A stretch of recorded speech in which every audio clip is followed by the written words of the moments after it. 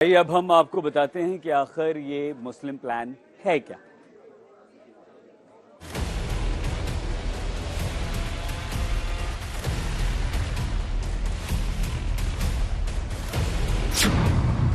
सामने आया अतीक का सबसे खौफनाक प्लान।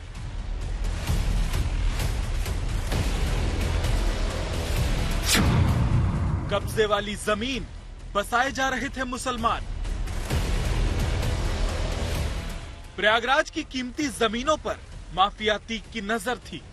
बंदूक की नोक पर उसने कई लोगों पर जुल्म ढाए और जमीन या तो छीन ली या फिर कौड़ियों के भाव उससे लिखवा ली।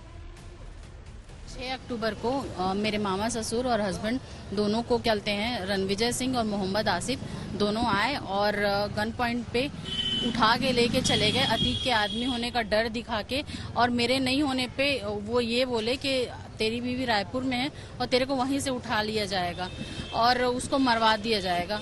तो उस डर में मेरे हस्बैंड और मामा ससुर चले गए। कहाँ है मेरे आदमी जो कह रहे हैं उसको सुनिए, इसीलिए मैं बुलवा रहा हूँ।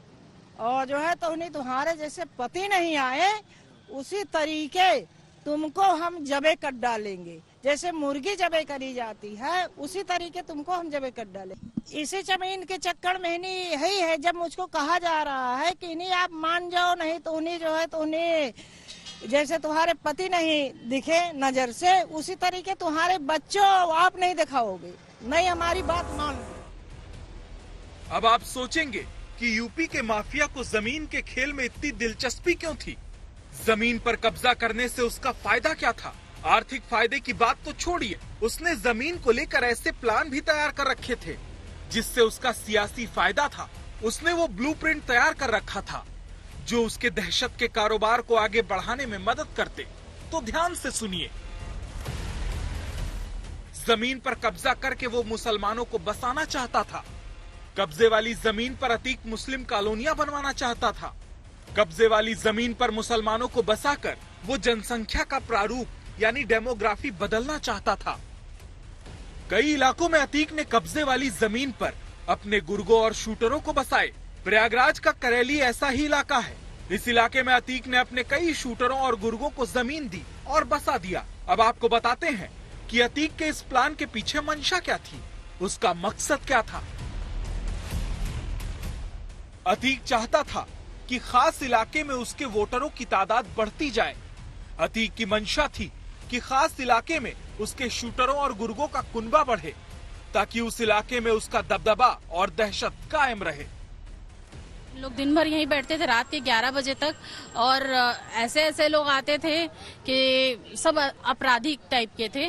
और साथ में एक दो बार तो ऐसा हुआ है कि ये कुछ लोग को फिर उठा के यहाँ लेके आए हूँ, जिसमें मैं एक कहते हैं कि ऑडियो बहुत जोर जोर से आ रही थी तो मैं रिकॉर्ड करी थी कि किसी और से भी क्या बोलते हैं बोल रहे थे कि जमीन का कागज और ब्लैंक चेक ला के दे वरना तेरे को छोड़ूंगा नहीं। आपके मन में ये सवाल जरूर होगा कि अतीक के प्लान को अंजाम तक कौन पहुंचा रहा था। तो सुनिए, इस काम में लगा था अतीक का खास गुर्गा गुड्डू मुस्लिम। वही गुड्डू मुस्लिम जो उमेश पाल हत्याकांड के बाद से फरार है। वही गुड्डू मुस्लिम जिसे यूपी की पुलिस तलाश कर रही है। अतीक अहमद ने गुड्डू मुस्लिम के जरिए कई इलाकों की जमीन पर कब्जा किया और फिर उन जमीनों पर मुसलमानों को बसाया।